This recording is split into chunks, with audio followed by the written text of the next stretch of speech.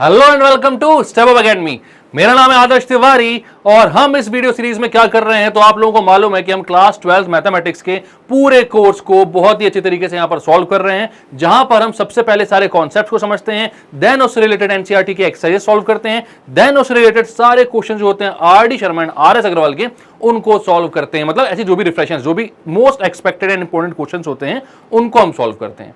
ठीक है, तो हम यहां पर कहां तक पहुंच चुके थे तो इस पर थोड़ा सा नजर डालते हैं। तो हम पहुंच चुके हैं और आज जो स्टार्ट करने वाले हैं यहां पर वो है रिलेशंस एंड फंक्शंस चैप्टर का, जो चैप्टर नंबर 1 है आपके मैथ्स का, टॉपिक टाइप्स ऑफ रिलेशंस।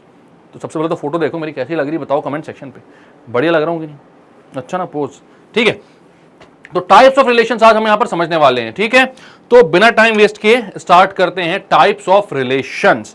तो रिलेशन क्या होता है एक बार छोटा सा थोड़ा सा ओवरव्यू में आपको दे दूं तो किसी भी दो सेट का जो कार्टेशियन प्रोडक्ट होता है उनका जो सबसेट होता है वो रिलेशन होता था। ठीक है, तो उसका रिप्रेजेंटेशन कैसे कर सकते थे तो भाई हम हमेशा से जानते हैं कि सेट को रिप्रेजेंट कर सकते हैं सेट बिल्डर फॉर्म में, रोस्टर फॉर्म में। तो इस फॉर्म में तो हम यहां पर रिलेशन को भी रिप्रेजेंट कर सकते हैं, साथ में यहां पर एरो डायग्राम और ग्राफिकल मेथड से भी हम रिप्रेजेंट कर सकते थे। अगर वो सब आपने नहीं देखा है तो भाई डिस्क्रिप्शन चेक कर सकते हैं और साथ में हम लास्ट में भाई एंड स्क्रीन पर भी कार्ड्स डाल देंगे, आप जाकर उन वीडियोस को चेक कर सकते हैं। प्ले लिस्ट में जैसे इससे ऊपर वाला वीडियो होगा उसको आप चेक कर लें और सारे वीडियोस को लाइन बाय लाइन देखते हुए चलें, क्योंकि हमें स्कोर करने हैं मैथ्स में फुल मार्क्स। ठीक है, अब बात आती है टाइप्स ऑफ रिलेशन की।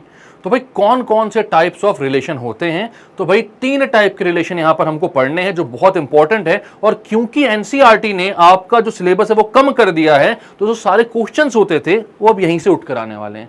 मतलब टाइप्स ऑफ रिलेशन के अलावा और ज्यादा कुछ आता ही नहीं है। तो हमें क्या क्या पढ़ना है तो हमें यहां पर देखना भाई टाइप्स ऑफ रिलेशन में कि कौन से रिलेशन कहलाते हैं रिफ्लेक्सिव, कौन से रिलेशन कहलाते हैं सिमेट्रिक और कौन से रिलेशन कहलाते हैं ट्रांजिटिव। ठीक है, तो भाई 3 जो इंपॉर्टेंट रिलेशंस हैं वो सबसे पहला होता है रिफ्लेक्सिव रिलेशन, दूसरा होता है सिमेट्रिक रिलेशन और तीसरा होता है ट्रांजिटिव रिलेशन। और कोई अगर एक ऐसा रिलेशन मिल गया आपको जो रिफ्लेक्सिव भी है, सिमेट्रिक भी है और ट्रांजिटिव भी है, तो जो ऐसा रिलेशन होगा जो इन तीनों की ही सारी प्रॉपर्टीज को फॉलो कर रहा होगा। प्रॉपर्टीज क्या है वो सोच रहे हो ना, बताऊंगा अभी सारी प्रॉपर्टीज। लेकिन अगर कोई एक ऐसा रिलेशन है जो इन तीनों की प्रॉपर्टीज को फॉलो कर रहा है, मतलब वो रिफ्लेक्सिव भी है, सिमेट्रिक भी है, ट्रांजिटिव भी है, तो मतलब क्या हुआ कि वो कौन सा रिलेशन है तो वो होता है इक्विवेलेंस रिलेशन। तो भैया यहां इस वीडियो का पूरा सार है कि आप क्या क्या पढ़ने वाले हो। तो अभी आप सबसे पहले पढ़ने वाले हो कि रिफ्लेक्सिव रिलेशन क्या होता है, देन पढ़ने वाले हो सिमेट्रिक रिलेशन क्या होता है, देन पढ़ने वाले हो ट्रांजिटिव रिलेशन क्या होता है, देन आप पढ़ोगे कि कोई रिलेशन कैसे इन तीनों की प्रॉपर्टी को फुलफिल कर सकता है और वो क्या कहला सकता है, इक्विवेलेंस रिलेशन। ठीक है, बिना टाइम वेस्ट किए चलते हैं आगे, इसको करते हैं क्लियर। तो भाई यहां पर देखो relation in R in a set A is called. अब इन अ सेट ए अगर मैं यहां पर बोल रहा हूं तो रिलेशन क्या होता था भाई, रिलेशन आपके किन्हीं दो सेट पर होता है तो ए टू बी हो सकता है। तो यहां पर इन अ सेट ए का क्या मतलब हुआ, क्या हुआ भाई मतलब बताओ। तो इन अ सेट ए का मतलब हुआ रिलेशन है फ्रॉम ए टू ए, मतलब ए क्रॉस ए खुद का ही कोई कार्टेशियन प्रोडक्ट होगा और जो ये रिलेशन बन रहा है ये उन्हीं का सबसेट बन रहा है। ठीक है, relation in a set A is a set from A to A. ठीक है, तो यहां पर दोनों सेट जो हैं वो कौन से हैं, ए ही है। ए को यूज करके उनका कार्टेशियन प्रोडक्ट लेके आप उन्हीं के जो ऑर्डर्ड पेयर्स आपके बने थे उनसे ही आपने रिलेशन फॉर्म किया। ठीक है, चलो तो यहां पर क्या बोल रहे हैं, एक रिलेशन जो है वो रिफ्लेक्सिव कब होगा।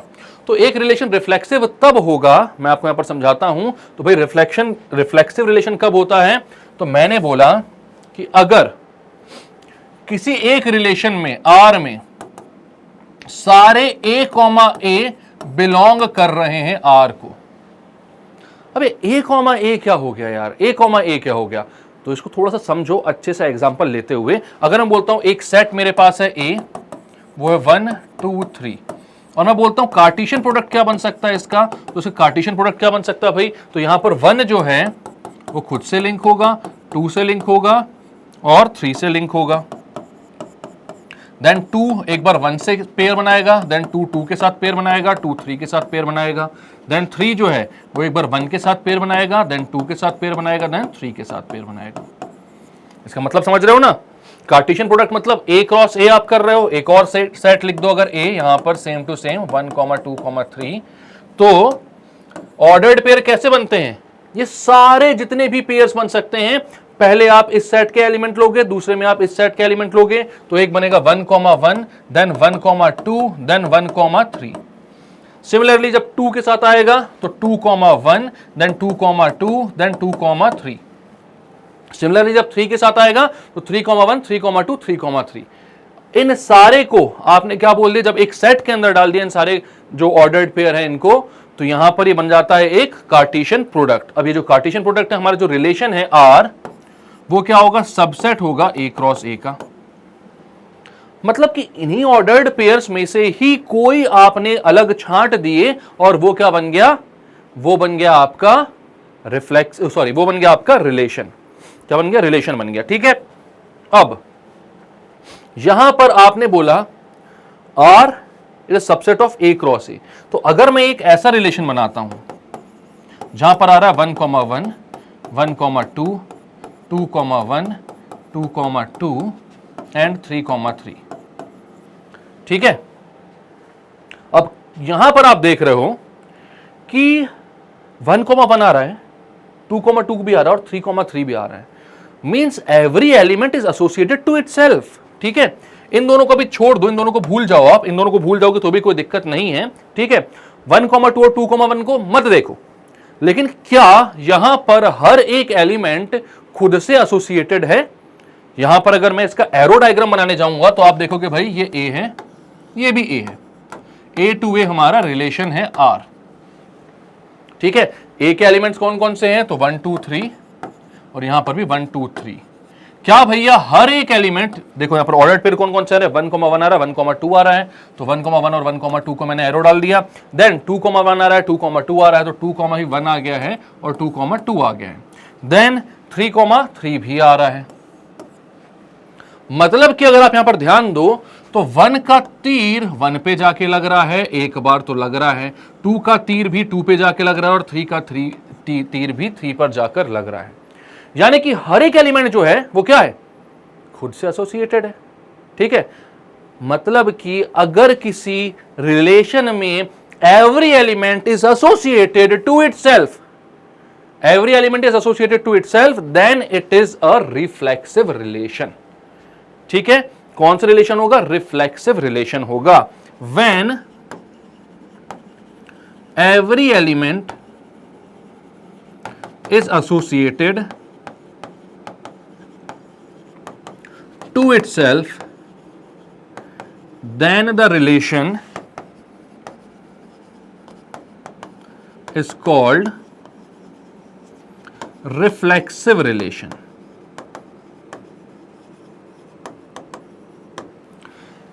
ये तो हमें समझ में आ गया, जब वर्ड में लिखा तब हमें समझ में आ गया, लेकिन उससे ऊपर भी तो कुछ लिखा था सर आपने, बोलोगे ना ऐसा?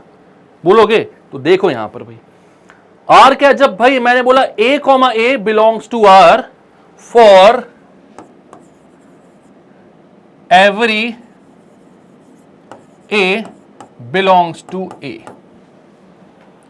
मतलब कि भैया यहां पर हमने बोला कि सारे एलिमेंट्स, मतलब जो भी एलिमेंट A में आ रहे हैं, अगर उनका यहां पर A, मतलब कि खुद के साथ एक ऑर्डर्ड पेयर बन रहा है और वो इस रिलेशन में आ रहा है, तब तो भैया जो हमारा रिलेशन है वो रिफ्लेक्सिव रिलेशन हो जाएगा। ठीक है, जितने भी एलिमेंट्स हैं उनको एक बार एसोसिएट होना चाहिए खुद से। यहां देखो 1, 1 आ रहा है, 2, 2 आ रहा है, 3, 3 आ रहा है। यहां पे टोटल एलिमेंट्स कौन से थे? 1, 2, 3, सबको खुद से एसोसिएट होना था, मतलब 1, 1, 2, 2, 3, 3 आना था और वो आ रहा है यहां पर। अगर ये हो रहा है तो ये रिफ्लेक्सिव रिलेशन है। अब बाकी कौन से ऑर्डर्ड पेयर आ रहे हैं उनसे फर्क नहीं पड़ता है, ये 1, 2, 2, 1 आ रहे हैं, नहीं भी आते तो भी ये रिफ्लेक्सिव रिलेशन होता, और आ रहे हैं तो भी ये रिफ्लेक्सिव रिलेशन है। बात समझ में आ रही है? तो यहां पर इन बात से फर्क नहीं पड़ता कि इनके अलावा कौन से एलिमेंट्स, कौन से ऑर्डर्ड पेयर आ रहे हैं। बट हां, अगर इनमें से कोई भी एक ऑर्डर्ड पेयर यहां पर नहीं आ रहा होता, मतलब मान लो 1,1 नहीं होता, 2,2 3,3 है, तो आप बोलते भाई सारे एलिमेंट्स के लिए यहां पर हर एक एलिमेंट खुद से एसोसिएट नहीं हो पा रहा है, 1 खुद से नहीं हो पाया, तो ये रिफ्लेक्सिव नहीं होता, तो ये रिफ्लेक्सिव नहीं होता। बात समझ में आ रही है? ऐसा ही एक और रिलेशन होता है, उसको भी थोड़ा सा आप लोग देख लो, रिफ्लेक्सिव रिलेशन की सारी चीजें समझ लो। एक और रिलेशन ऐसा होता है और उस रिलेशन को हम बोलते हैं आइडेंटिटी रिलेशन।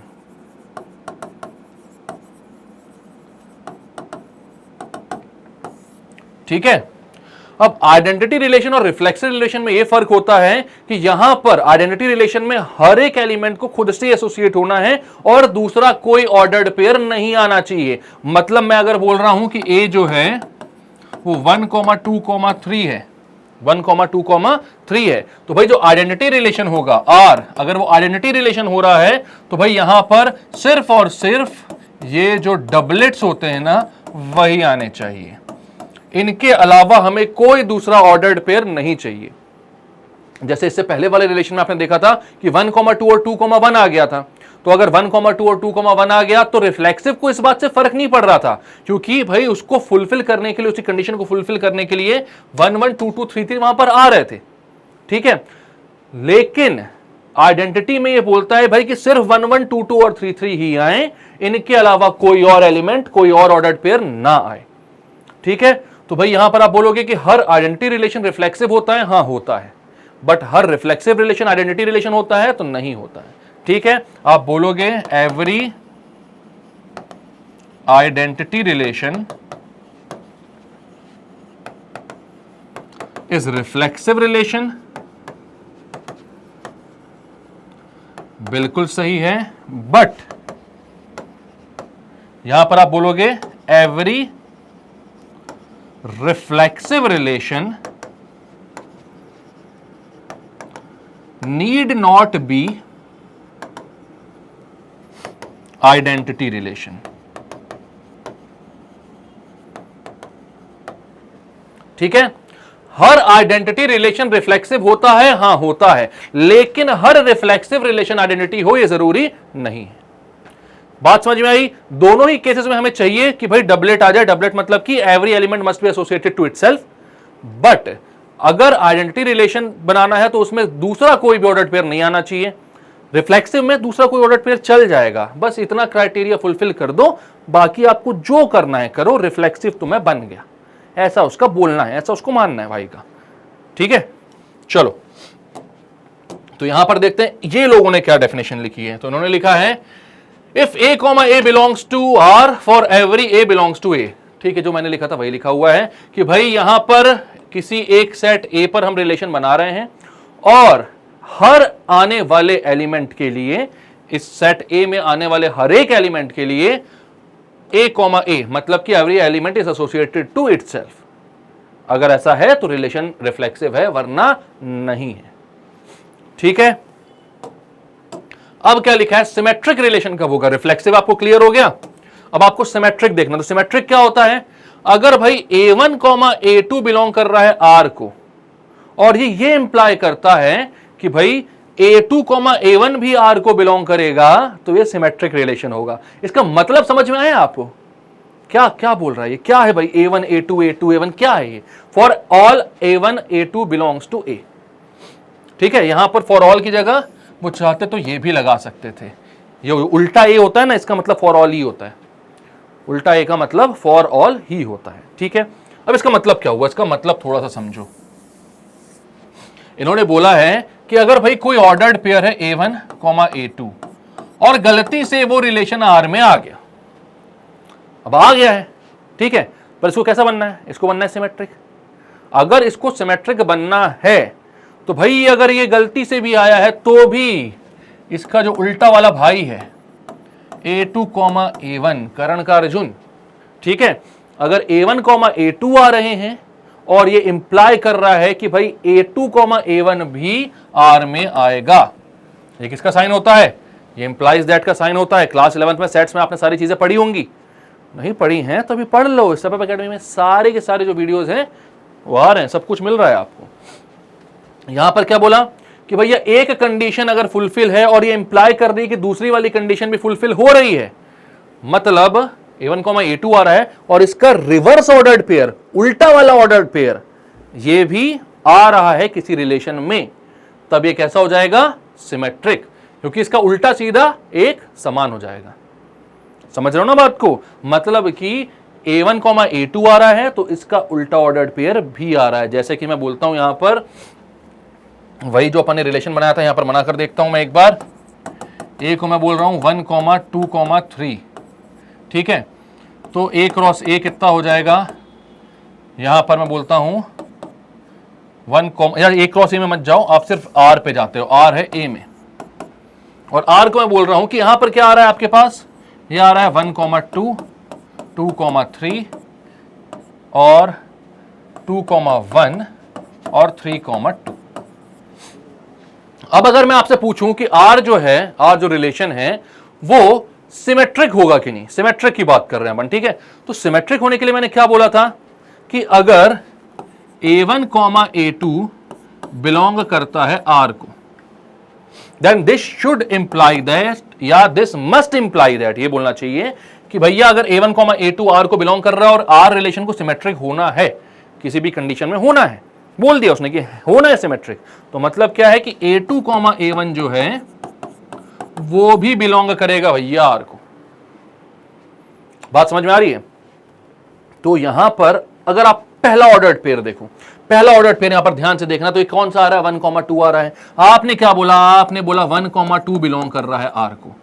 भैया अब कहानी यहां पर यह आती है कि R को अगर सिमेट्रिक बनाना है, R को सिमेट्रिक बनाना, तो इसका रिवर्स ऑर्डर्ड पेयर भी आना चाहिए। रिवर्स ऑर्डर्ड पेयर क्या है? क्या है रिवर्स ऑर्डर्ड पेयर? अगर 1, 2 बोल रहा हूं मैं, तो बताओ जल्दी से 1, 2 का रिवर्स ऑर्डर्ड पेयर क्या होता है? आराम से बता दो, टेंशन मत लो, डांट नहीं रहा हूं। ऐसे बीच बीच में क्या है ना, उठा देना चाहिए लोगों को। मैं अपनी क्लास में भी जब पढ़ाते रहता हूं ना, तो बीच बीच में जानबूझ के थोड़ा तेजी से एक आध क्वेश्चन पूछ लेता हूं, ताकि बच्चा अगर यहां पर कहीं से भी लैक ऑफ कंसंट्रेशन वाले साइड में जा रहा है तो उसका वापस से ध्यान यहीं पर आ जाए। ठीक है, चलो, तो भैया 1, 2 आ रहा है तो क्या होना चाहिए? इसका रिवर्स ऑर्डर्ड पेयर आना चाहिए। इसका रिवर्स ऑर्डर्ड पेयर क्या हो जाएगा? कौन बताएगा? अब आप लोग जानते हो कि आप लोग यहां पर आंसर दे नहीं पाते हो, तो कौन देता है आप लोगों के बदले आंसर? आप लोगों का चुना हुआ कैंडिडेट, सबका भाई पवन भाई। पवन जी बताएं थोड़ा सा, इसका रिवर्स ऑर्डर्ड पेयर क्या होगा? आजकल भागते हैं मेरे से ये कि कहीं क्वेश्चन ना पूछ लें। रिवर्स ऑर्डर्ड पेयर क्या होगा इसका? 1, 2 का उल्टा क्या होगा? 2, 1। बिल्कुल, तो यहां पर भाई अगर 1, 2 आ रहा है तो दिस शुड इंप्लाई दैट 2, 1 जो होगा वो भी R को बिलोंग करेगा। तो क्या 2, 1 यहां रिलेशन R में आ रहा है? देखो जल्दी से, आ रहा है। तो क्या ये सिमेट्रिक हो गया? नहीं नहीं, अभी नहीं, अभी करो थोड़ा इंतजार। क्यों भैया? सारे ऑर्डर्ड पेयर को चेक करना पड़ेगा कि भैया एक ऑर्डर्ड पेयर आ गया है तो उसका रिवर्स ऑर्डर्ड पेयर आ रहा है कि नहीं आ रहा है? आ रहा है, आ रहा है। देखते हैं, देखो 2, 3 यहां पर एक आया है 2, 3, तो 2, 3 का देखो रिवर्स ऑर्डर्ड पेयर यहां पर आ रहा है कि नहीं?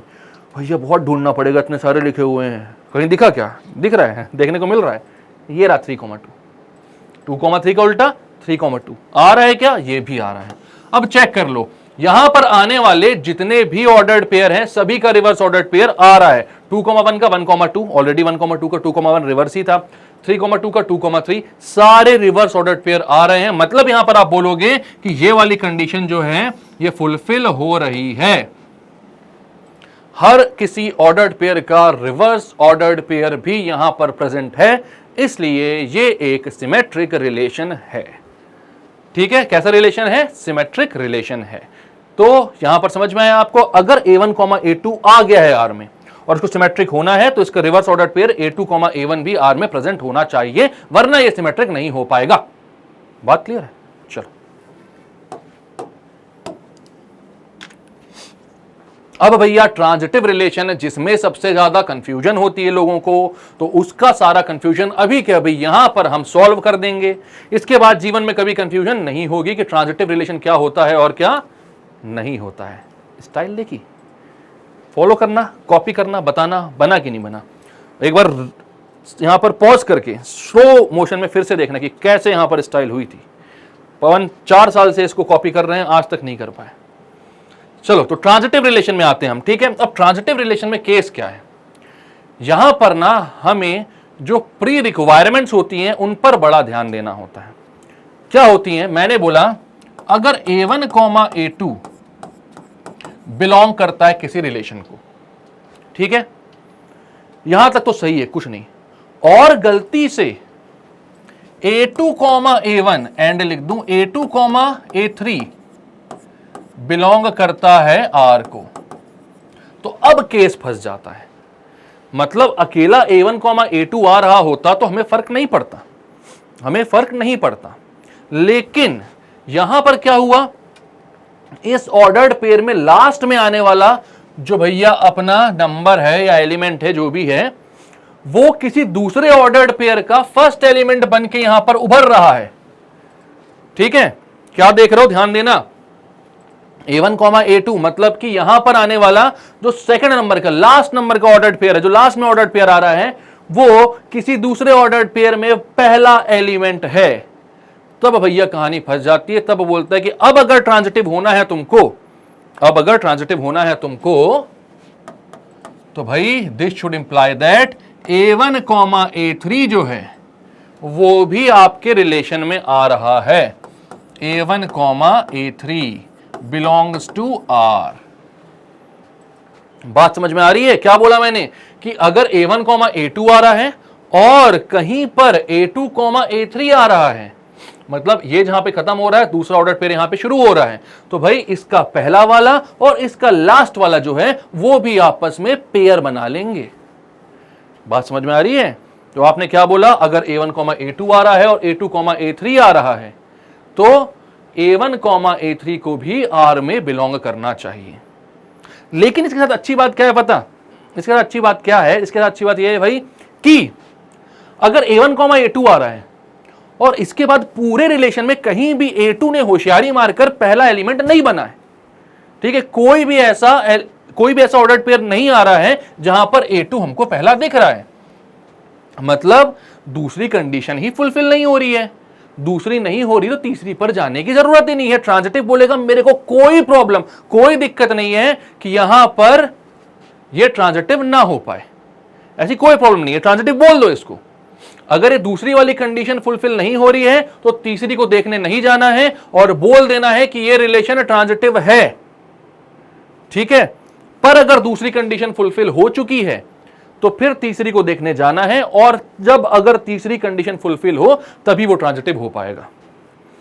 अभी थोड़ा सा खिचड़ी बन गई होगी, थोड़ा समझ में नहीं आ रहा होगा ना कि क्या है, तो भैया हर के बाद एग्जांपल लेता हूं ना मैं, तो एग्जांपल लेके बता रहा हूं, टेंशन किस बात की, बता रहा हूं। देखो अब क्या है, यहां पर मैंने A बोला 1, 2, 3, ठीक है, एक रिलेशन यहां पर बनाया मैंने A to A में ही, ये हो गया भैया 1, 2, 2, 3, और एक हमारा रिलेशन बन गया 1, 3, ठीक है। अब मैं चेक करने आता हूं, यहां पर एक ऑर्डर्ड पेयर बन गया रिलेशन। अब मैं चेक करने आता हूं कि क्या यह ट्रांजिटिव है या फिर नहीं है, ठीक है, क्या यह ट्रांजिटिव है या फिर नहीं है। तो मैंने सबसे पहला ऑर्डर्ड पेयर देखा, भैया ध्यान से देखना इसको, एकदम गौर करते हुए, 1, 2। चलो यहां तक तो कोई दिक्कत नहीं है। अब देखते हैं कि इस ऑर्डर्ड पेयर में जो दूसरे नंबर पे आ रहा है, क्या वो गलती से कहीं किसी ऑर्डर्ड पेयर में पहले नंबर का एलिमेंट बन गया है। तो उसके बगल में देखो, यहां पर 2 क्या कर दिया है, होशियारी, और वो पहले नंबर का एलिमेंट बन गया है। तो भाई ये देखो, यहां 2, यहां 2। अब दिलों की धड़कन बढ़ती है कि यार सेकंड वाली जो कंडीशन है वो फुलफिल हो चुकी है। कौन सी? कि अगर A1, A2 आ रहा है और A2, A3 आ रहा है, मतलब A2 जो है कहीं पर उचक कर पहले आ चुका है। तो अब थर्ड कंडीशन को चेक करना है कि क्या इसका पहला वाला इसके लास्ट वाले से कहीं पर लिंक्ड है, एसोसिएटेड है, मतलब कि A1, A3 कहीं पर बन रहा है। चलो तो चेक करते हैं भाई, इसका पहला वाला A1 है और ये है अपना कितना, A3, ठीक है, ये पहला और ये लास्ट वाला, क्या इनका कहीं पर पेयर बन रहा है। और बहुत ढूंढने के बाद मुझे यहां पर दिखाई दिया कि 1, 3 बन रहा है। बहुत ढूंढा मैंने, बहुत ढूंढा इतने सारे एलिमेंट्स और ऑर्डर्ड पेयर में। और अब यहां पर क्या दिख रहा है भाई, 1,3 आ रहा है। मतलब कि ये वाली जो कंडीशन है, A1, A2 आ रहा है, A2, A3 आ रहा है, तो A1, A3 आना चाहिए। तो आ रहा है क्या? हाँ आ रहा है। तो ये ट्रांजिटिव हो गया, हो गया ट्रांजिटिव। इतने जल्दी नहीं, अभी आपने सिर्फ पहला वाला ऑर्डर्ड पेयर चेक किया है, बाकी की भी ऑर्डर्ड पेयर्स को आपको चेक करना पड़ेगा, मेरे को करना पड़ेगा। देखो भाई 2,3 पे आते हैं अब, ठीक है। ये सारी डिजाइनिंग वर्क पहले मैं थोड़ा सा मिटाऊं यहां पर। ये पहला वाला तो क्लियर हो गया ना आपको। अब 2,3 पर आते हैं। पवन भाई यार भूख लगने लगी यार, ठीक है, कुछ बढ़िया सा हो जाए। यहां देखो 1,2 का केस खत्म हो गया। अब 2,3 पर आते हैं। इसका जो ऑर्डर्ड पेयर है 2,3, इसका जो लास्ट में आने वाला एलिमेंट है, देखो कहीं पर पहला बन रहा है क्या? 2,3 कोई 3 से स्टार्ट हो रहा है। इतने ढूंढने के बाद मैंने बोला 3 से कोई स्टार्ट नहीं हो रहा, तो क्या समझ में आया कि दूसरी वाली कंडीशन ही नहीं आ रही, तो तीसरी को ढूंढना ही नहीं है। मतलब ये ट्रांजिटिव को डिस्टर्ब नहीं कर रहा है, ट्रांजिटिव है, इसके बाद भी ट्रांजिटिव है, ठीक है। अब इस पे आते हैं 1,3, इसका दूसरा वाला क्या है? 3। क्या कोई दूसरा ऐसा ऑर्डर्ड पेयर है जो 3 से स्टार्ट हो रहा है? नहीं है। तो भैया पहली वाली कंडीशन पे आए, दूसरी वाली पर आ ही नहीं पाए, तो तीसरी को ढूंढना नहीं है। मतलब ये क्या हो गया, पूरी तरीके से सारे ऑर्डर्ड पेयर्स को चेक कर लिया आपने। 1,2 में भाई 2 जो था वो कहीं पर स्टार्ट कर रहा था ऑर्डर्ड पेयर को, तो भाई 2,3 था, तो 1,3 को आना जरूरी था, तो वो आ चुका है। तो पहले वाले ऑर्डर्ड पेयर ने इन तीनों कंडीशंस को फुलफिल कर लिया है।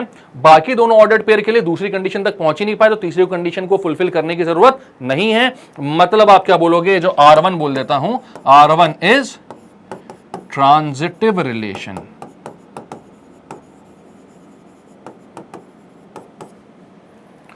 बात समझ में आई? अब लेकिन यहां पर एक बात मैं पूछता हूं आपसे, थोड़ा सा सोच समझ कर बताना। R2 एक रिलेशन बना रहा हूं और ये है भाई आपका रिलेशन 1,3। सिर्फ एक ऑर्डर्ड पेयर आ रहा है, सिर्फ एक। तो बताओ मुझे ये ट्रांजिटिव है या नहीं? पवन जी इतना पढ़े हो आप, अब थोड़ा सा मुझे आंसर दो कि ये रिलेशन ट्रांजिटिव होगा कि नहीं। सिर्फ एक ऑर्डर्ड पेयर आ रहा है इसमें 1,3 है, क्यों?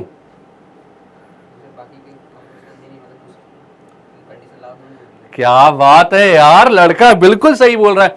ये जो चीज है ना, बहुत सारे लोग गलत पढ़ा देते हैं, बहुत सारी किताबों में भी गलत आंसर होता है, और ऐसे रिलेशंस को बिना ट्रांजिटिव, मतलब ये बोल देते हैं कि ट्रांजिटिव नहीं है, जबकि ये ट्रांजिटिव है। क्यों है? क्योंकि मैं यहां पर बहुत अच्छे से आपको बता रहा हूं, ठीक है। तो किसी का फोन आ रहा है और पवन वहां से दिखा रहा है एकदम, ठीक है। चलो, तो यहां पर क्या है, ये ट्रांजिटिव क्यों है? क्योंकि इतनी देर से चिल्ला चिल्ला कर मैं बता रहा हूं कि अगर भैया पहली कंडीशन के बाद दूसरी कंडीशन नहीं मिल रही है, तो तीसरी को ढूंढने की जरूरत ही नहीं है। पहली फुलफिल है, ठीक है, कोई दिक्कत नहीं, A1, A2 belongs to R। अब दूसरी नहीं है ना भाई, कहीं पर भी कोई दूसरा ऐसा ऑर्डर्ड पेयर नहीं है जहां पर 3 से स्टार्ट हो रहा हो, तो भाई तीसरी पे जाने की जरूरत नहीं है। हम ऐसे भी बोल सकते हैं कि हाँ ये ट्रांजिटिव है, हाँ ये ट्रांजिटिव है, ठीक है। हमें ये ढूंढने की जरूरत नहीं है, बाकी कंडीशन को फुलफिल करने की जरूरत नहीं है। ये रिफ्लेक्सिव नहीं होगा क्योंकि 1,1, 2,2, 3,3 नहीं आ रहे हैं, कोई दिक्कत नहीं है। ये सिमेट्रिक नहीं होगा क्योंकि 1,3 अगर आया तो 3,1 यहां पर आना जरूरी था, तो वो नहीं आ रहा है, ठीक है। तो ये क्या है भाई, ये सिमेट्रिक भी नहीं है। लेकिन ट्रांजिटिव की बात करें तो ये ट्रांजिटिव है, हाँ है। तो क्लियर हो गया आपका क्या होता है रिफ्लेक्सिव, क्या होता है सिमेट्रिक और क्या होता है ट्रांजिटिव रिलेशन। चलो, तो इसके बाद टॉपिक आता है जो मैंने पहले ही बता दिया वैसे तो आपको, लेकिन फिर भी आपको पता होना चाहिए कि क्या टॉपिक आता है। कौन सा भाई? यहां पर टॉपिक आता है आपके पास इक्विवेलेंस रिलेशन का, ठीक है। क्या बोला भाई यहां पर, relation R in a set A is said to be an equivalence relation. कौन सा रिलेशन? इक्विवेलेंस रिलेशन, ठीक है। कब बोला जाएगा? जब कोई रिलेशन ट्रांजिटिव भी हो, रिफ्लेक्सिव भी हो और सिमेट्रिक भी हो। बात समझ में आ रही है? अगर कोई रिलेशन ट्रांजिटिव, रिफ्लेक्सिव, सिमेट्रिक तीनों ही चीजें हैं, तो वो क्या है? एक इक्विवेलेंस रिलेशन है। अब आप बोल रहे होगे सर ऐसे रिलेशंस का एग्जांपल दो। आगे सारे क्वेश्चन सॉल्व करने वाले हैं अपन, उनमें एग्जांपल्स भरे पड़े हैं ऐसे ही टाइप के रिलेशंस के। तो सबसे पहला एग्जांपल ही किस चीज का है, बोल रहा है आपसे इक्विवेलेंस रिलेशन का। तो यहीं पर आपके सारे डाउट्स क्लियर चुटकियों में हो जाएंगे। चुटकी हाँ बजी, अब पहले बजी नहीं थी। Let T be the set of all triangles in a plane with R, a relation in T given by R. ठीक है, अब क्या बोल रहा है ये, टी सेट है सारे ट्राइंगल्स का इन अ प्लेन। मतलब कि एक कोई प्लेन है, ये हमारी जो स्क्रीन दिख रही है इसको एक प्लेन मान लो, और इसमें बनने वाले सारे ट्राइंगल्स का, कोई ट्राइंगल ऐसा बन रहा है, कोई राइट एंगल बन रहा है, कोई भाई ऑब्ट्यूज एंगल ट्राइंगल बन रहा है, तो बहुत सारे ट्राइंगल्स, इनमें बहुत सारे ट्राइंगल्स बन रहे हैं। और टी जो है उन सारे ट्राइंगल्स का क्या है, एक सेट है। ठीक है, इन सारे ट्राइंगल्स को कंटेन करने वाला एक सेट है, कौन, टी। अब क्या बोल रहा है, इन अ प्लेन, ठीक है, विथ रिलेशन आर, आर एक रिलेशन है गिवन इन टी, टी से टी में ही रिलेशन है वो, और आर जो है वो क्या बोलता है, तो उस रिलेशन की डेफिनेशन क्या है, हम सेट बिल्डर फॉर्म में यहां पर देख पा रहे हैं, T1, T2। आर में सारे ऑर्डर्ड पेयर्स आ रहे हैं, कौन से ऑर्डर्ड पेयर्स आ रहे हैं, T1, T2 आ रहा है, such that T1 is congruent to T2। तो यहां जो डेफिनेशन है, T1 is congruent to T2, तो यहां पर जो डेफिनेशन है वो क्या है, इसकी डेफिनेशन है कि जो भी ऑर्डर्ड पेयर आएंगे, पहले जो ट्राइंगल आ रहा है वो बाद में आने वाले ट्राइंगल के क्या होगा, कॉन्ग्रुएंट होगा। ठीक है, मतलब मान लो यहां पर दो ट्राइंगल्स आ रहे हैं, एक ट्राइंगल ABC है और उसके बाद दूसरा ट्राइंगल DEF है। तो इन दोनों ट्राइंगल्स अगर इन रिलेशन में आना चाहते हैं तो इन दोनों को क्या होना पड़ेगा, ABC को कॉन्ग्रुएंट होना पड़ेगा DEF के, तब ये दोनों ट्राइंगल इस रिलेशन में ऑर्डर्ड पेयर के फॉर्म में आ सकते हैं। ठीक है, तो अब ये बोल रहा है कि भाई अगर ये रिलेशन है तो आप प्रूव कीजिए कि रिलेशन कैसा होगा, एक इक्विवेलेंस रिलेशन होगा। कैसा रिलेशन होगा, इक्विवेलेंस। इक्विवेलेंस से मतलब कि इसको क्या क्या होना पड़ेगा, तो सबसे पहले तो भैया इसको रिफ्लेक्सिव होना पड़ेगा, इस रिलेशन को रिफ्लेक्सिव होना पड़ेगा, देन इसी रिलेशन को सिमेट्रिक होना पड़ेगा, देन इसी रिलेशन को ट्रांजिटिव होना पड़ेगा। मतलब इन तीनों ही कंडीशन को अगर ये रिलेशन क्या करे, फुलफिल कर दे, तो ये रिलेशन एक इक्विवेलेंस रिलेशन हो जाएगा। बात क्लियर है आपको? तो इन तीनों केसेस में ये क्या हो जाएगा, इक्विवेलेंस रिलेशन हो जाएगा। तो अब देखो यहां पर अगर मैं बोलता हूं सबसे पहले रिफ्लेक्सिव के लिए, फॉर रिफ्लेक्सिव हम यहां पर चेक करते हैं कि रिलेशन जो है वो रिफ्लेक्सिव है या नहीं। तो रिफ्लेक्सिव के लिए क्या, every element must be associated to itself, मतलब कि T1 जो है वो खुद से एसोसिएटेड होना चाहिए। T1, T1 should belong to R। क्या ये बिलोंग करता है, क्या T1, T1 बिलोंग करता है? तो अगर T1, T1 R को बिलोंग कर रहा है तो उसका मतलब क्या होगा कि T1 is congruent to T1। क्या कोई ट्राइंगल खुद से कॉन्ग्रुएंट होता है? तो आप बोलोगे हाँ बिल्कुल होता है। तो अगर कोई ट्राइंगल खुद से कॉन्ग्रुएंट है मतलब वो खुद से एसोसिएटेड होगा। भैया खुद तो भाई खुद के बराबर होगा ही ना हर डायमेंशन में, इसमें कोई दिक्कत की बात थोड़ी है। तो हर एक ट्राइंगल क्या होगा, खुद से कॉन्ग्रुएंट होगा। और अगर हर एक ट्राइंगल खुद से कॉन्ग्रुएंट है तो उसका क्या मतलब हुआ कि भैया ये एक रिफ्लेक्सिव रिलेशन है। T1, T1 belongs to R। ठीक है, ये क्या है, ये है अपना ट्रू। तो बोलोगे therefore R is symmetric। Every triangle is congruent to itself। हमें पता है भैया हर एक ट्राइंगल खुद से क्या होता है, कॉन्ग्रुएंट होता है। तो ये क्या हो गया, एक सिमेट्रिक रिलेशन बना दिया इसने। अब मैं बात करता हूं फॉर, सॉरी सिमेट्रिक गलती से बोल दिया मैंने उसको, मेरी जुबान फिसल गई, मेरे मुंह से निकल गई, मेरी गलती हो गई। वो क्या है, रिफ्लेक्सिव रिलेशन। ठीक है, अब मैं बात करता हूं फॉर सिमेट्रिक रिलेशन।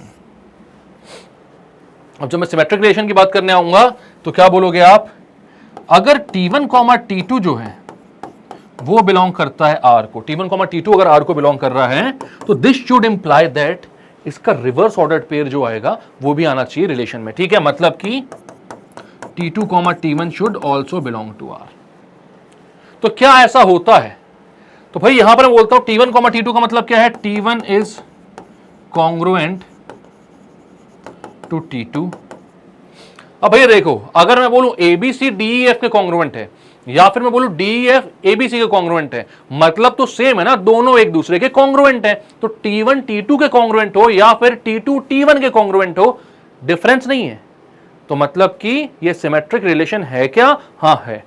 T1 अगर T2 के कॉन्ग्रुएंट है तो T2 T1 के भी कॉन्ग्रुएंट हो जाएगा। बोलो जुबा केसरी, ठीक है। तो T1 अगर T2 के कॉन्ग्रुएंट है तो T2 जो है वो T1 के भी कॉन्ग्रुएंट हो जाएगा।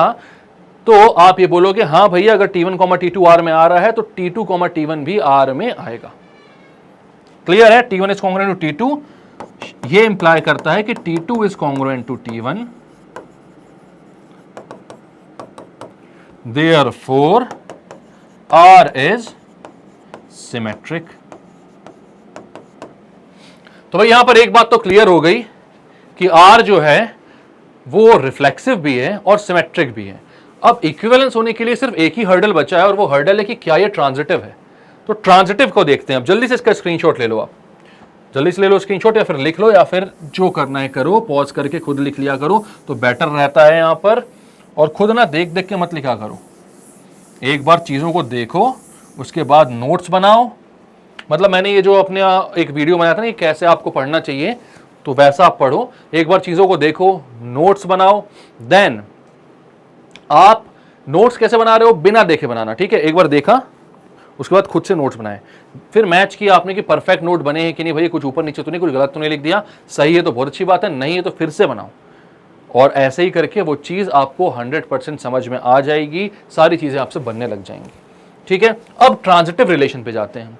जब मैं ट्रांजिटिव रिलेशन की बात करूंगा तो इसमें क्या होना चाहिए, अगर T1, T2 जो है वो R को बिलोंग करता है एंड T2, T3 R को बिलोंग करता है, तो this should imply that T1, T3 भी R को बिलोंग करेगा। तो अगर मैं यहां पर बोलता हूं T1 is congruent to T2 and T2 is congruent to T3,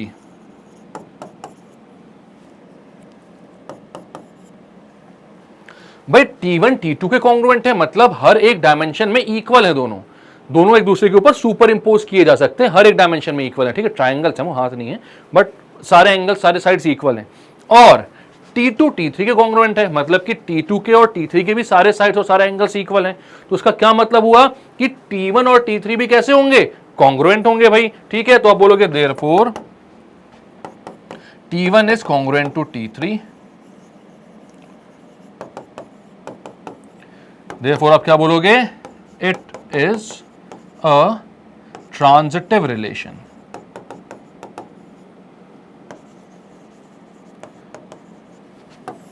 अब हमें ये बात समझ में आ गई कि जो रिलेशन है ये सिमेट्रिक भी है, रिफ्लेक्सिव भी है, ट्रांजिटिव भी है।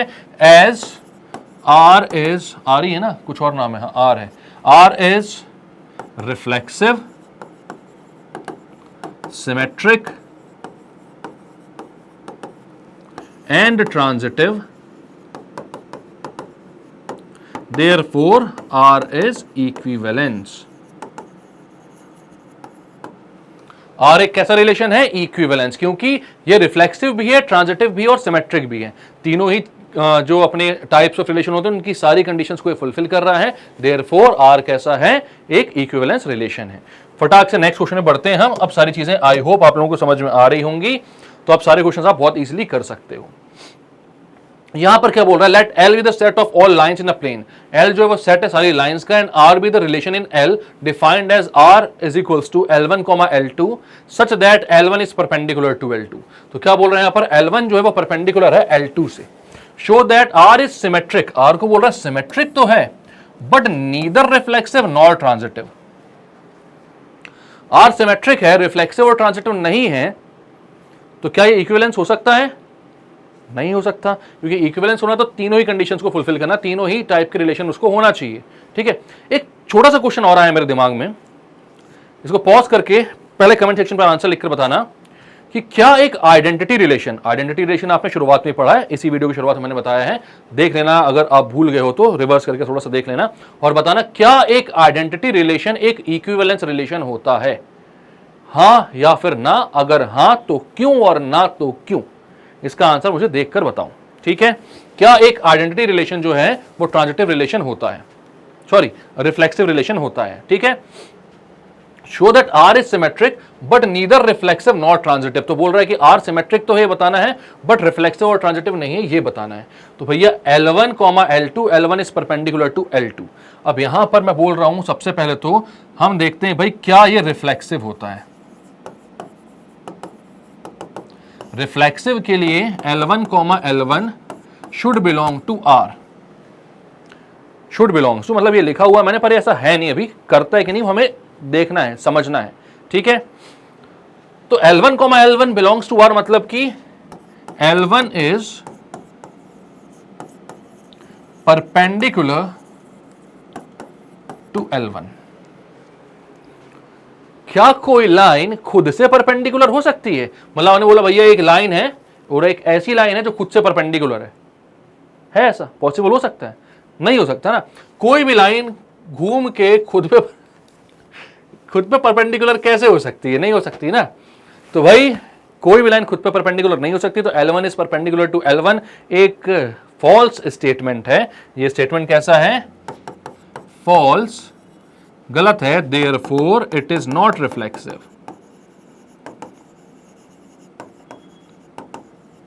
मैं बात करता हूं सिमेट्रिक की, लाइन वाइज चलेंगे अपन। सिमेट्रिक के लिए क्या प्रूव करना है भैया? ये बिलोंग नहीं करता ना।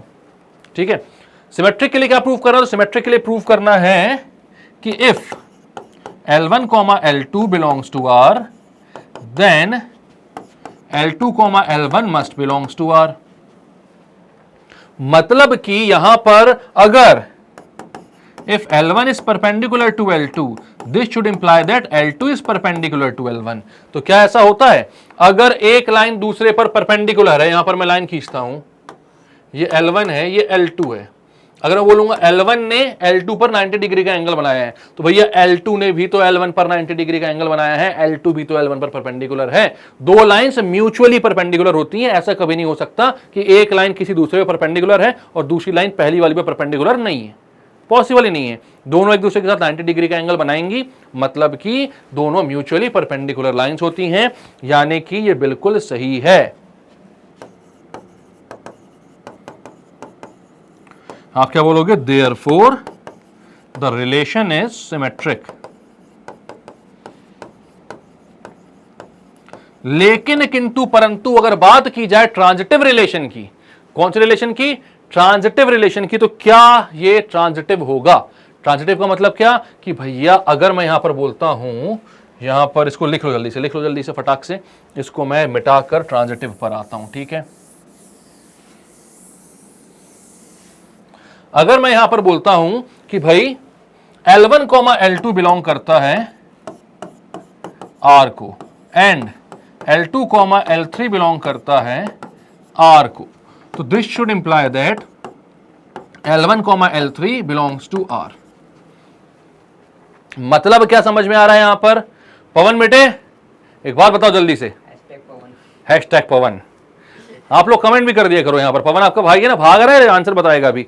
पवन बताओ, अगर मैं बोलता हूं कोई एक लाइन L1 जो है वो L2 पे परपेंडिकुलर है, परपेंडिकुलर, ठीक है, और L2 जो है वो किसी तीसरी लाइन L3 पे परपेंडिकुलर है, तो क्या L1 और L3 भी परपेंडिकुलर हो सकते हैं या फिर नहीं? हो सकते हैं। आंखें बना के बताओ, जल्दी आओ, आओ, कम कम कम कम कम आना। अरे आ तो 2 मिनट तो आ, जल्दी आओ। तो किस साइड होगा बताओ? कहीं पर भी बना लो, नहीं होगा। अगर मैंने बोला L1 परपेंडिकुलर है L2 पर, अब एक लाइन मुझे L2 पे परपेंडिकुलर खींचनी है, ठीक है, L2 जो है वो L3 के साथ परपेंडिकुलर है, तो मैंने यहां पर खींच दी। अब ये दोनों तो पैरेलल हो गए, ये दोनों तो भाई पैरेलल लाइंस हो गई, तो भाई नहीं हो सकते। ठीक है, अब कैसे भी परपेंडिकुलर बना लो उस पर, नहीं हो सकते। तो अगर मैंने बोला L1 is perpendicular to L2, या इधर पे मैं ऐसा लिखता हूं, L1 is perpendicular to L2 and L2 is perpendicular to L3, तो ये इंप्लाई नहीं करता है, ठीक है, but L1 and L3 can not be perpendicular.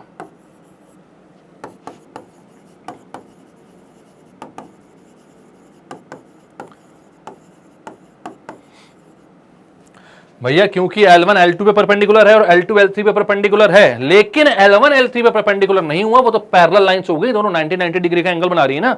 ये होता है भाई को इंटीरियर एंगल, और अगर ये 180 डिग्री का बन रहा है तो भैया दोनों लाइंस पैरेलल हो जाती हैं। तो दोनों लाइंस अगर पैरेलल हो गई तो परपेंडिकुलर नहीं हो सकती, और परपेंडिकुलर नहीं है मतलब L1, L3 जो है वो R को बिलोंग नहीं करेगा। बिलोंग नहीं करेगा तो आप क्या बोलोगे, therefore R is not transitive. बात समझ में आ रही है? हाँ बोलो। हाँ सर। बहुत बढ़िया, चलो तो समझ में आ गया। ये जो रिलेशन है ये रिफ्लेक्सिव है, सिमेट्रिक है, रिफ्लेक्सिव नहीं है, सिमेट्रिक है, और ट्रांजिटिव नहीं है। बात क्लियर है? चलो तो क्लियर करते हैं इसको, बढ़ते हैं आगे। तो नेक्स्ट क्वेश्चन क्या बोल रहा है? तो नेक्स्ट क्वेश्चन बोल रहा है show that the relation R in the sets. भूख तो मुझे लग रही है और यहां पर इन लोगों ने मुझे लाके नाश्ता दिखा रहे हैं, बट कुछ क्वेश्चन और है उसको खत्म करेंगे, सेशन को खत्म करेंगे, बाय बाय करेंगे। आप भी जाना खाने, मैं भी जाऊंगा खाने, ठीक है। चलो, show that the relation R in the set 1 2 3 given by. तो आर जो रिलेशन है वो कैसे दिया जा रहा है? 1, 1, 2, 2, 3, 3, 1, 2, 2, 3। तो ये बोल रहा है रिफ्लेक्सिव है बट सिमेट्रिक और ट्रांजिटिव नहीं है। तो भाई रिफ्लेक्सिव है, तो रिफ्लेक्सिव है भाई, यहां पर सबसे पहले देखो रिलेशन था 1 2 3। अरे 1 2 3 पे तो हम बहुत सारा खेल चुके हैं, पहले एग्जांपल ले लेके, तो ये तो हमारे बाएं हाथ का खेल है। तो रिफ्लेक्सिव होने के लिए इसमें आना चाहिए था सारे एलिमेंट्स को खुद के साथ एसोसिएट होना चाहिए था। तो आप देखोगे 1, 1 बिलोंग्स टू आर, सही है। 2, 2 बिलोंग्स टू आर, सही है। 3, हाँ है तो 3, 3 भी बिलोंग्स टू आर। तो भैया आप बोलोगे देयरफॉर आर इज रिफ्लेक्सिव। 1, 1 आता है, 2, 2 आता है, और 3, 3 हर एक एलिमेंट जो भी ए में प्रेजेंट है 1 2 3 वो हर एक एलिमेंट खुद से एसोसिएटेड है। अगर ऐसा है तो ये रिफ्लेक्सिव है। सिमेट्रिक पर आते हैं। देखो भैया सिमेट्रिक पे सारे जो ऑर्डर्ड पेयर है उनको चेक करना पड़ता है, ठीक है। अब यहां पर देखोगे 1, 1 का रिवर्स भी 1, 1 होगा तो इसको चेक करने की जरूरत नहीं। 2, 2 का भी रिवर्स 2, 2 ही होगा तो उसको भी चेक करने की जरूरत नहीं। 3, 3 का भी रिवर्स 3, 3 होगा। सिमेट्रिक में क्या होता है, A1, A2 आ रहा है तो उसका reverse ordered pair A2, A1 भी आना चाहिए। तो भैया यहां पर तो उल्टा सीधा एक समान का केस है तो उनको चेक करने की जरूरत नहीं है। 1, 2 पर आओ। 1, 2 बिलोंग्स टू आर, रिफ्लेक्सिव का केस है ना ये है सिमेट्रिक का केस।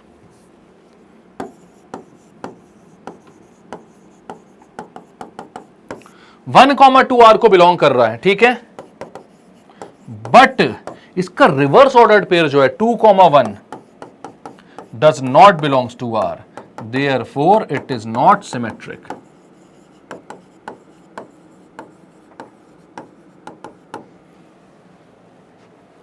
ठीक है। अब ये 2, 3 पर देखने की जरूरत नहीं है क्योंकि भाई एक ही काफी था सिमेट्रिक ना करने के लिए। 2, 3 का 3, 2 भी आना चाहिए था, वो भी नहीं आ रहा है, बट ये काफी है कि भैया सिमेट्रिक नहीं है तो हमने बता दिया। अब आते हैं हम और बात करते हैं ट्रांजिटिव की।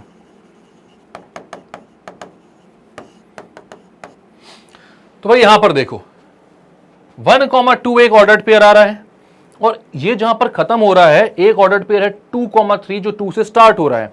तो भाई यहां पर पहली कंडीशन फुलफिल है, 1, 2 बिलोंग्स टू आर, एंड दूसरी कंडीशन फुलफिल है, इसका जो दूसरे नंबर पे आने वाला एलिमेंट है वो दूसरे के पहले नंबर पे आने वाला एलिमेंट है। अब जो तीसरी कंडीशन है वो फुलफिल होना जरूरी है। तीसरी कंडीशन क्या है कि भाई इसका पहला और इसका दूसरा वाला जो है वो भी बिलोंग करना चाहिए, ठीक है। बट आप बोलोगे 1, 3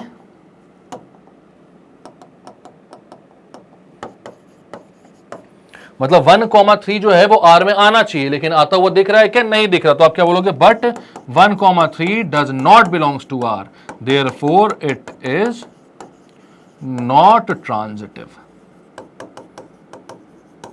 एक पेयर काफी है ये बताने के लिए कि भैया ये ट्रांजिटिव नहीं है। 1,2 आ रहा है, 2,3 आ रहा है। अकेला 1,2 आता कोई दिक्कत नहीं थी, बट 1,2 आ रहा है और 2,3 भी आ रहा है, तो 1,3 आना चाहिए था, बट ये नहीं आ रहा है। तो भाई ये क्या हो गया, नॉट ट्रांजिटिव। क्लियर है? तो सिर्फ सिमेट्रिक है, नहीं सॉरी सिर्फ रिफ्लेक्सिव है, सिमेट्रिक और ट्रांजिटिव नहीं है। जो क्लियर करते हैं। अब क्या बोल रहा है, तो अब बोल रहा है show that the relation R in the set z of integers given by a, b such that 2 divides a minus b is an equivalence relation. बहुत बढ़िया। तो भैया a, b एक ऑर्डर्ड पेयर है, सारे इंटीजर्स पे है। ये इंटीजर्स की बात की जा रही है, z का मतलब क्या होता है, इंटीजर्स। ठीक है, तो यहां पर आप बोलते हो a, b और इसका मतलब है 2 डिवाइड्स a माइनस b, मतलब इन दोनों का जो भी डिफरेंस होगा ना, पहले वाले से जब दूसरे को घटाओगे तो जो भी नंबर आएगा 2 उसको डिवाइड करता है। 2 डिवाइड्स a माइनस b, ये है आपका r।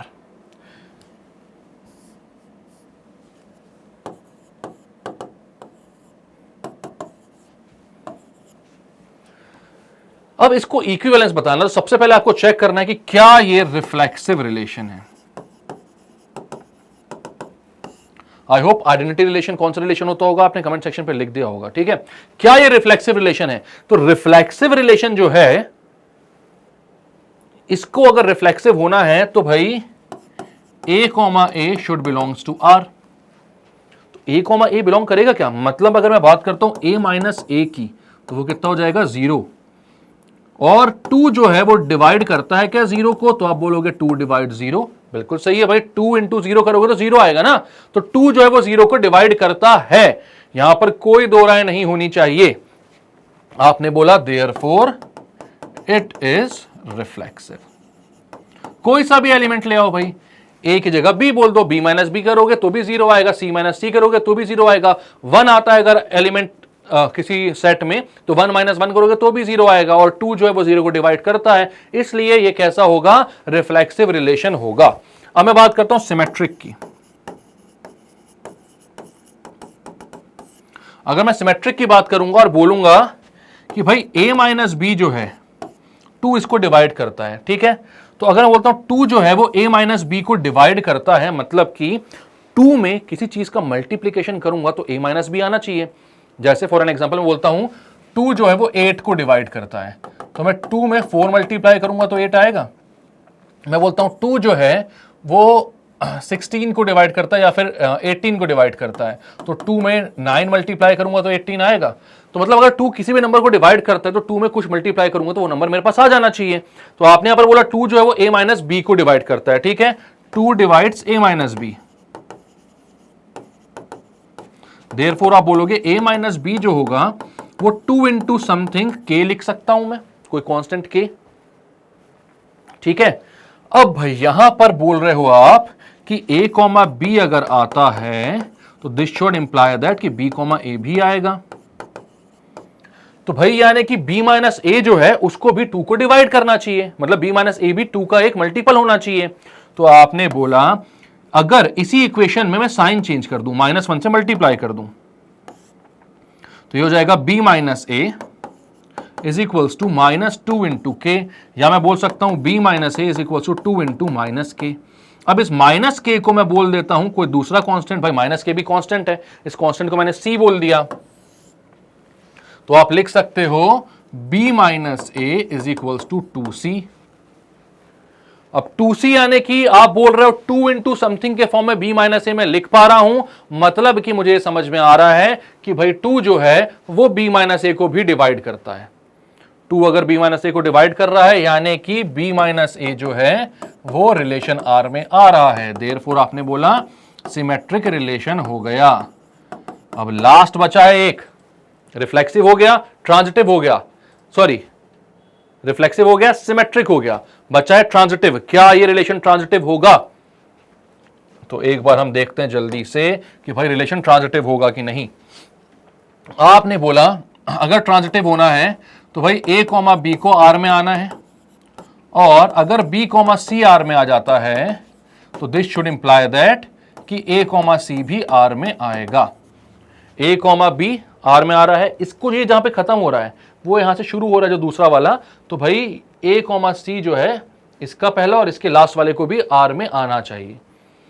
तो मतलब है कि अगर a कॉमा बी आर में आ रहा है, मतलब b माइनस ए को 2 डिवाइड कर रहा है, तो b माइनस ए को मैं क्या लिख सकता हूं, 2k, 2 इंटू समथिंग, इसको इक्वेशन नंबर 1 बोलता हूं। देन b कॉमा सी भी आर में आ रहा है, मतलब कि c माइनस बी को, b माइनस ए था, a माइनस बी था, सॉरी a माइनस बी है, यहां पर मेरी गलती, पहले वाले से दूसरे वाले को सब्ट्रैक्ट करना है, तो a माइनस बी को मैं लिख सकता हूं 2k। अब मैंने बोला b और c आ रहा है, b कॉमा c आ रहा है, तो भाई b से c को सब्ट्रैक्ट करो, b माइनस सी भी 2 से डिवाइड होगा, 2 से डिवाइड होगा, मतलब 2 इंटू समथिंग के फॉर्म में मैं उसको लिख सकता हूं। तो यहां पर क्या लिखूंगा, 2, दूसरा कांस्टेंट कौन सा लूं, एक कांस्टेंट k ले चुका हूं, दूसरा कांस्टेंट कौन सा लूं, z, c नहीं बोले, क्या बात है, लेकिन आपने आंसर दिया, मैं दूसरा कांस्टेंट c लूंगा, ठीक है। तो a minus B is equal to 2k, b minus C is equal to 2c, ठीक है। दो यहां पर कांस्टेंट है, एक पवन के पसंद का है, तो यहां पर अब क्या बोलोगे आप, दूसरे मतलब दो इक्वेशंस हैं यहां पर, आपको क्या करना है, दोनों इक्वेशंस को ऐड करना है। इक्वेशन 1 और इक्वेशन 2 को मैं ऐड करता हूं, तो क्या मिलेगा मुझे, लेफ्ट हैंड साइड वाले लेफ्ट हैंड साइड से ऐड होंगे और राइट हैंड साइड वाले राइट हैंड साइड से ऐड होंगे। यहां पर मैं b से b कैंसिल कर दूंगा, a माइनस सी बचेगा और यह आएगा 2k प्लस सी।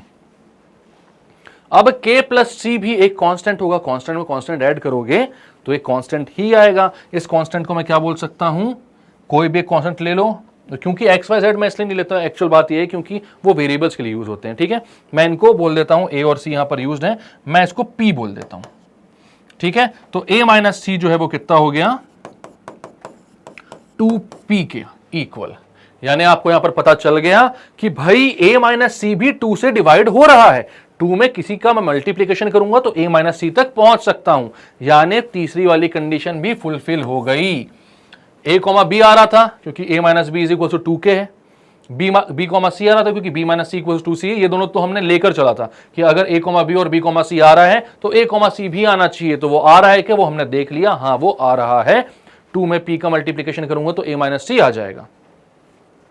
बात क्लियर है, तो खत्म करते हैं इसको। भाई ये रिलेशन जो है क्योंकि सिमेट्रिक भी है, रिफ्लेक्सिव भी है, ट्रांजिटिव भी है, तो रिलेशन कैसा हो गया, एक इक्विवेलेंस रिलेशन। क्लियर है, चलो इसी के साथ इस वीडियो को करते हैं खत्म।